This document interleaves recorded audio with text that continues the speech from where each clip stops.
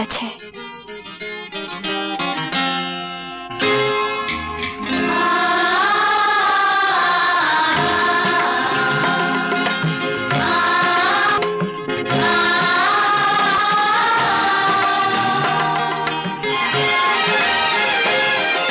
अब तो यकीन आया ना, मैंने उसे जो कुछ भी दिया था वो छलावा था। वो सुहाग की साड़ी, वो मांग का सिंदूर, वो लाल चूड़ियां।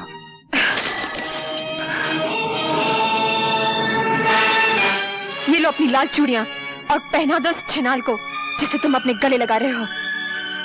दुनिया के तमाम जानवर अपने बच्चों की परवरिश अपने दूध से करते हैं, सिर्फ नागिन अपने पिल्लों को अपने जहर से पालती है। और फिर मैं तो वो नागिन हूं जिसने सदियों से और नस्लों से सिर्फ जहर ही पिया है। मैं तुम्हें फिर मिलूंगी और जब मिलूंगी तो वो सारा जहर एक साथ तुम्हारे मुंह पर उलट दूंगी।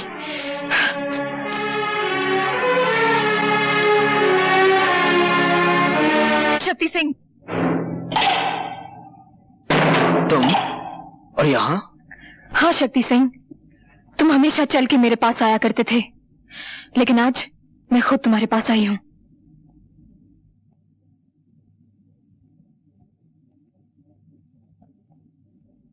प्यासा पहले कुएं के पास आया करता था, आज कुआं चल के प्यासे के पास आया है। मेरी प्यास तो सिर्फ तुमसे शादी करने से है, तुम्हें अपना बनाने से है, तुम्हारी मांग में सिंदूर भरने से है। मिलन ऐसा होगा हमारा जैसे सारंगी और तबले का होता है।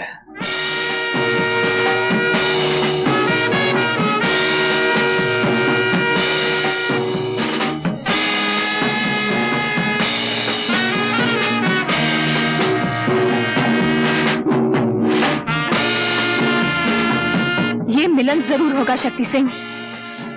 मैं अपना हुस्न, अपनी जवानी, जो कुछ भी मेरे पास है सब कुछ तुम्हारे कदमों में रख दूंगी, लेकिन इससे पहले तुम्हें मेरे लिए एक छोटा सा काम करना होगा।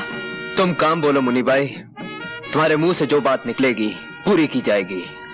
मैं चाहती हूँ एक बार, सिर्फ एक बार रवि को मेरे सामने खड़ा कर दो। उसके हाथ और उसके पांव पर इख्तियार तुम्हारे होंगे, लेकिन इसके जान पर हक सिर्फ मेरा होगा, सिर्फ मेरा। समझ लो मुन्नीबाई, तुम्हें तुम्हारा हक मिल गया।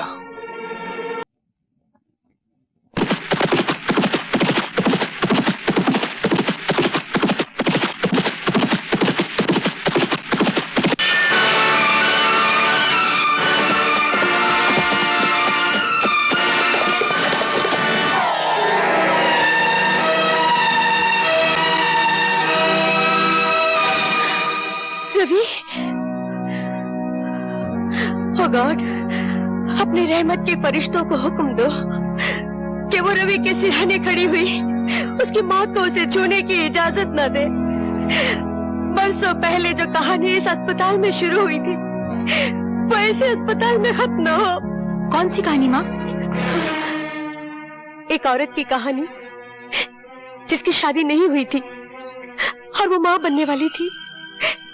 एक बच्चे की कहानी जिसे उसने जन्म दिया और उसे कह दिया गया कि उसका बेटा मरा हुआ पैदा हुआ है। रवि वही बच्चा है जिसकी जिंदगी मैं आज अपने गॉड से मांग रही हूँ। मगर इसकी माँ कहाँ है? ठाकुर प्रेम सिंह की पत्नी सावित्री ही रवि की माँ है। किसकी मंगल कामना करने जा रही हैं आप? मैंने पूछा, किस पति की मंगल कामना करने जा रही हैं आप? कौन हो तुम? यहाँ किस लिए आई हो? हूँ तो एक कोठे वाली और नाम है मुन्नीबाई, लेकिन मैं भी आपकी तरह घरवाली बनना चाहती हूँ। इसीलिए आज करवा चौथ के दिन आपके दरवाजे पर 2 चुटकियां सिंदूर की मांगने आई हूँ। अपने पांव में बंधे हुए घुंघरू को देखो और फिर मेरे मंदिर जैसे घर पर नजर करो जहाँ तुम इस वक्त खड़ी हो। आप भी अपने गले में पड़े हुए खानदानी 9 लखे हार को देखिए जो आपके बेटे राजेश ने एक दिन मेरे गले में डाला था, और फिर इस सुहाग के जोड़े पर नजर डालिए जो आपका दूसरा बेटा रवि खुद मेरे पास लेकर आया था। मैं आपके पास आज इसलिए आई हूँ कि आप अपने दोनों बेटों की शादी मुझसे करा दें। विश्वास रखिए, मैं उन दोनों की जिंदगी स्वर्ग बना दूंगी। चुप हो जाओ, शर्म नहीं आती तुम्हें ऐसी बातें करते हुए? मुझ जैसी बहू को 2 शादियां करने में शर्म कैसी, जब आप जैसी सास को शर्म नहीं आई एक शादी के बाद दूसरी शादी करते हुए। क्या बकवास कर रही हो? थोड़ा सा दिमाग पर जोर डालिए और याद कीजिए, एक विजय नाम का शूरवीर आपकी जिंदगी में आया था। ये झूठ है। तुमने और विजय ने चुपचाप शादी कर ली थी, क्या ये भी झूठ है? तुम्हारी एक औलाद भी हुई थी, क्या ये भी झूठ है? जिसे डॉक्टर और तुम्हारे बाप ने मरा हुआ करार दिया था, क्या ये भी झूठ है? क्या चाहिए तुम्हें? सबसे पहले मुझे ये खानदानी 9 लखा हार चाहिए जो अब भी आपके गले की शोभा बना हुआ है, और फिर वो तमाम जेवर चाहिए जो आपने अपने आने वाली बहुओं के लिए तिजोरी में बंद कर रखे हैं। खबरदार मुन्नी भाई, अगर इस हार को हाथ लगाने की कोशिश की तो तुम्हारे हाथ काट दूंगा। जिनके घर शीशे के होते हैं वो दूसरों के घरों पर पत्थर नहीं फेंकते ठाकुर साहब।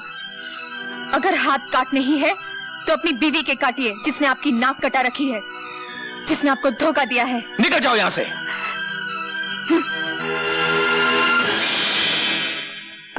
अब मैं तुमसे पूछता हूं सावित्री, जो कुछ इसने कहा क्या वो सच है? इतना बड़ा सच छुपाया तुमने मुझसे, अपने पति से, जिसे तुम परमेश्वर मानती थी? मैं पूछता इतना खूबसूरत धोखा क्यों किया तुमने मेरे साथ? क्यों किया, आखिर क्यों? वक्त से बढ़कर धोखेबाज और कोई नहीं होता। जो सच्चाई कड़वी हो उसे छुपाना कोई पाप नहीं है। जो सच्चाई बोलने से घर में आग लग जाए उसे ना बोलना ही ठीक है। मरते वक्त मेरे पिताजी ने मुझसे ये वचन लिया था, पर आज जब आप सब कुछ जान गए हैं तो और एक सच्चाई भी जान लीजिए। मेरे स्वर्गीय पति की संतान रवि है।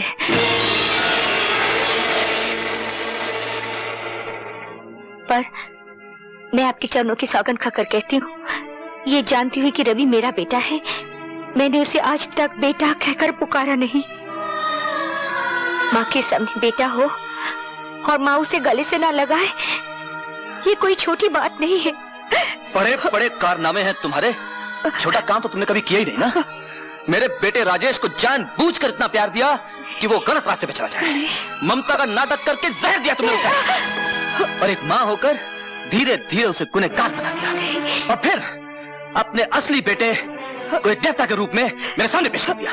ये सच नहीं है। मैं जिंदा नहीं छोड़ूंगा तुम्हें। बाबूजी!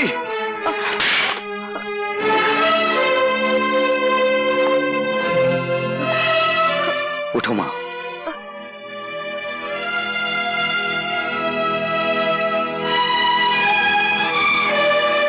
भगवान की निगाहों के सामने कोई गिरा हुआ नहीं होता। बाबूजी, पहाड़ से फेंका हुआ आदमी शायद बच जाए, लेकिन नजरों से गिरा हुआ आदमी कभी नहीं बचता। और आज आप मेरी नजरों से गिर गए। रवि, मैं इतना ऊंचा नहीं सुनता कि गिरे हुए आदमी की बात ना सुन सकूं। मेरी मां कितनी महान है, आपकी मर्यादा रखने के लिए इसने कितना बड़ा त्याग किया है। कोई मां अपने बच्चे से दूर नहीं रह सकती, लेकिन मेरी मां ने वो करके दिखाया है कि सारी नारी जाति को गर्व होना चाहिए। नीच कमीने मेरे ही टुकड़ों पर पलता और मुझसे जबान लड़ाता है।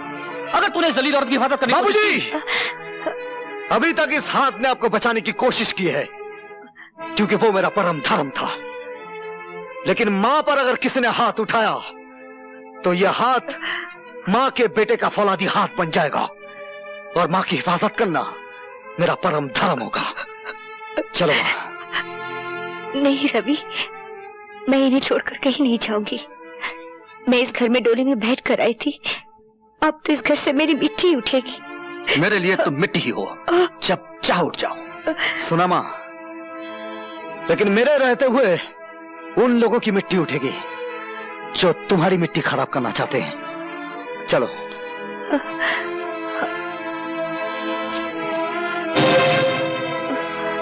क्षमा और दया का दान तुम्हें इन दरवाजों से नहीं मिलेगा मां। इस खानदान की तो यह रस्म है कि जख्मों पर मरहम ना लगाया जाए। पहले उन पर नफरत चलाया जाए, बाद में नमक छिड़का जाए। आओ आओ।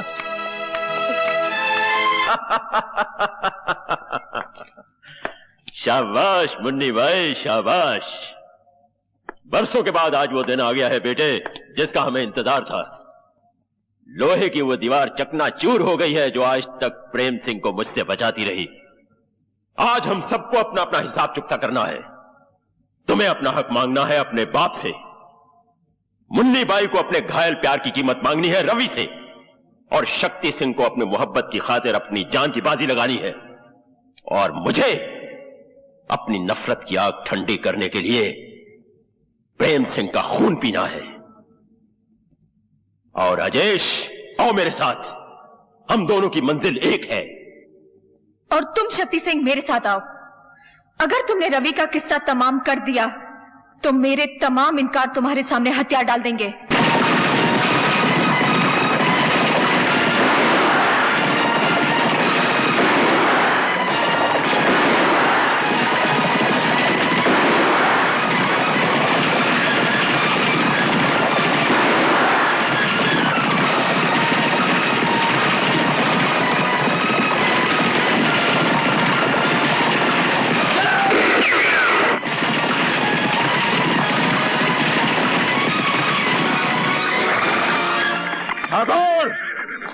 बाहर निकल और सामना कर अपनी मौत का, जिसने तुझे बरसों ढूंढा है और आज तेरे दरवाजे पर आ पहुंची है। ये क्यों नहीं कहता कि तू खुद मौत के दरवाजे पे आ गया है?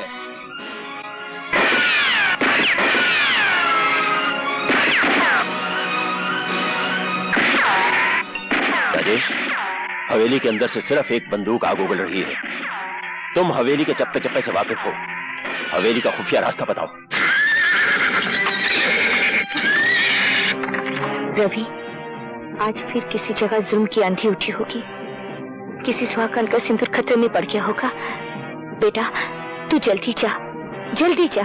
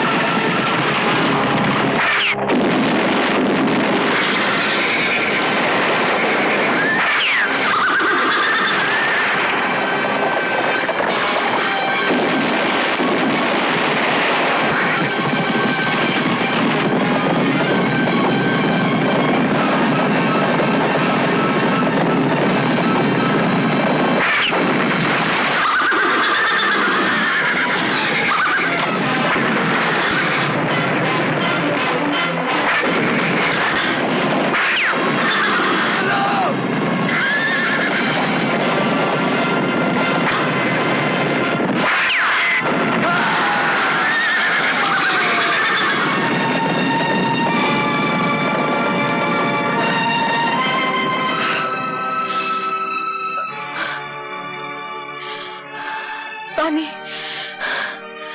पानी, पानी।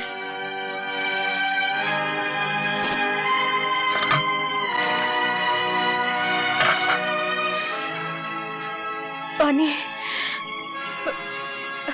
उठो बेटी, ये लो, पानी पी लो।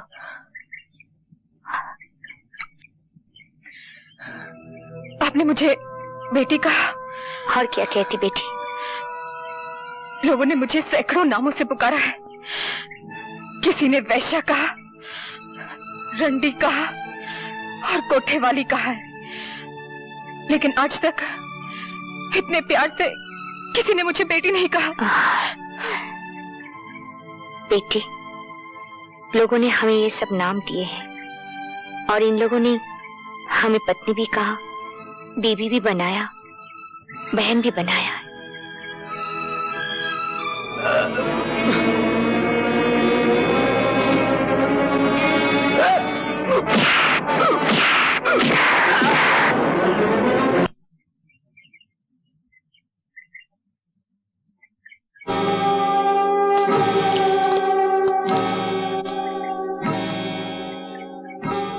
ठाकुर, याद है मैंने तुमसे कहा था कि तुमने मेरी एक आंख ली है, तुम्हें अपनी दोनों आंखों के साथ साथ जान से भी हाथ धोना पड़ेगा। कहां है तुम्हारा वो परम धर्म वाला जिसके बलबूते पर तुम इतना उछलते थे? इंतकाम की जो भट्टी मैंने अपने सीने में परसों से तपाई रखी है, मैं चाहता तो था कि उसके अंगारे अपने हाथों से तुम्हारे बाप के मुंह पर उड़ेल दूं।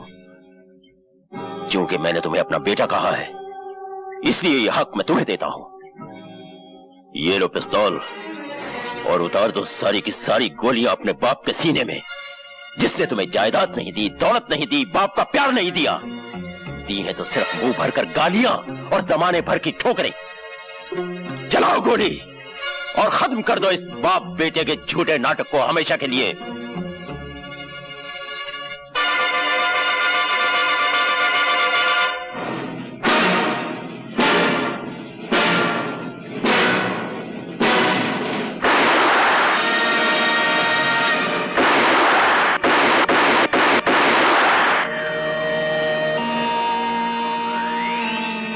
तुम्हारे हाथ क्यों कांप गए? सांस क्यों उखड़ गई? हाँ? ओह, समझा।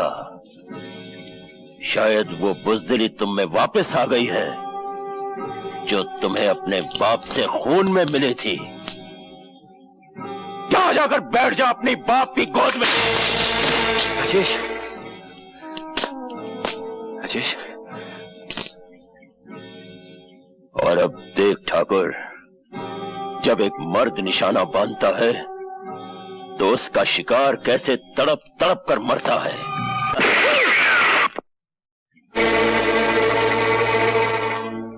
एक आंख के अंधे, अपने दोनों कानों से सुन। यह तेरी तीसरी और आखिरी गलती है। अब की बार मैं तुझे माफ नहीं करूंगा। अपने कुत्तों से कह दे अपने बंदूकें फेंक दे, वरना एक गोली तेरे सीने में उतार दूंगा। बंदूकें फेंक दो।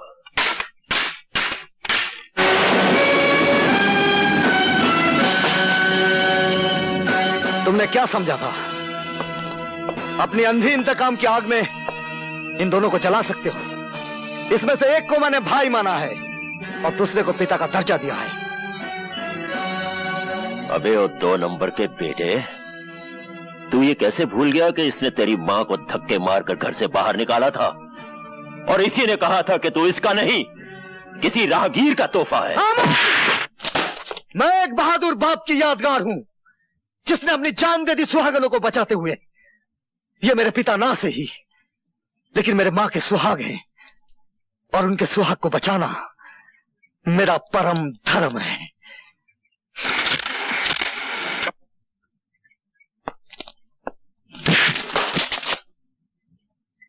रुक जाओ, फेंक दो बंदूक।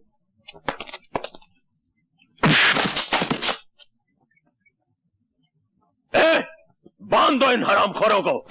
मैं तुम्हें मामूली मौत नहीं मारूंगा, मैं तुम्हें जिंदा जला के मारूंगा।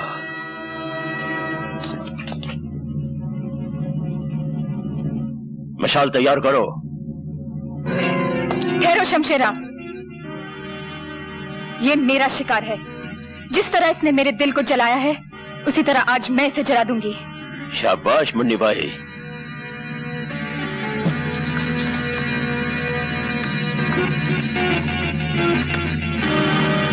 रवि, जला दे जलाने वाले को।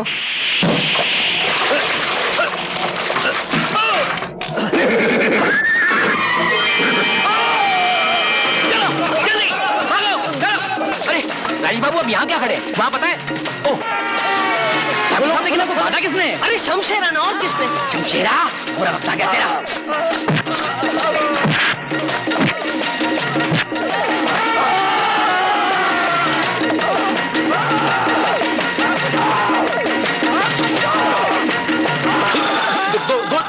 दोने मारने का, एक आदमी को दोने मारने का। मेरे को मारेगा? नहीं, तेरे को साथ में लेके साथ में लेके जाएगा तेरी। अबे छोड़। ए डकुआ, औरत पे हाथ उठाता है? अरे हिम्मत है तो मुझसे लड़। ये अरे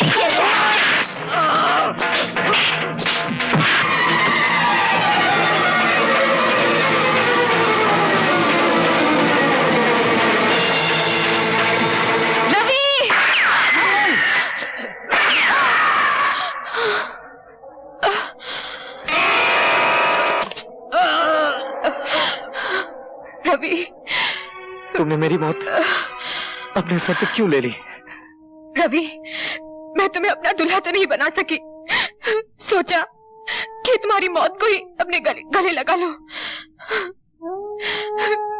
मैं उम्र भर तवाइफ कहलाती रही हूँ, लेकिन मैं तवाइफ रहकर मरना नहीं चाहती। अगर हो सके तो मुझे अपनी सुहागन बना दो रवि।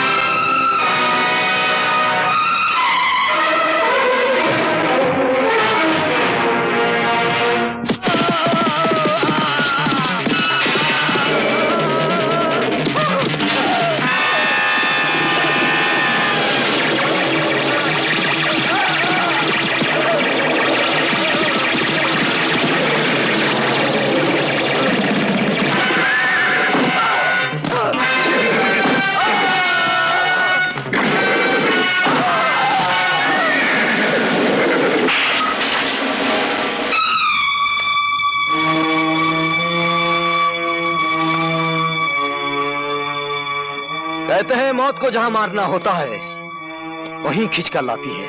ये भगवान और ये फरिश्ता गवाह है कि ये वही जगह है।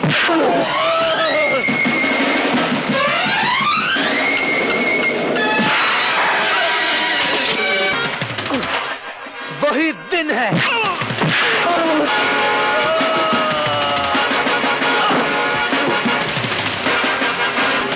विजय,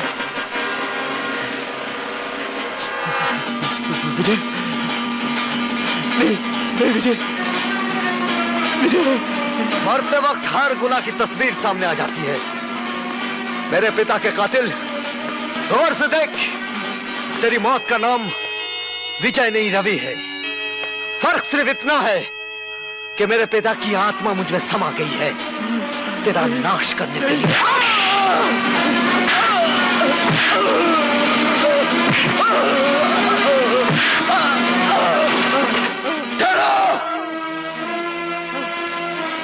माँ, अगर शमशेरा को कुछ हुआ तो तुम्हारी माँ का क्रियाक्रम यहीं हो जाएगा।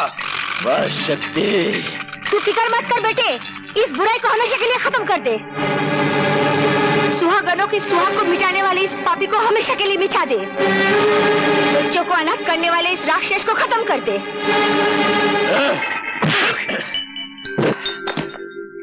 तूने ठीक ही कहा था हरामी की औलाद, ये वही जगह है,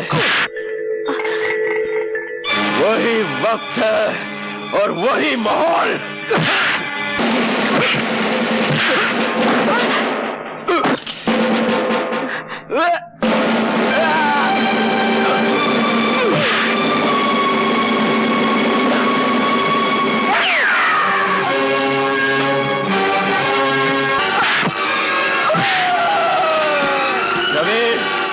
विजय के पिल्ले, अगर तेरा कोई भगवान है तो बुला ले उसे मदद के लिए, क्योंकि अब ये शैतान तुझे जिंदा नहीं छोड़ेगा।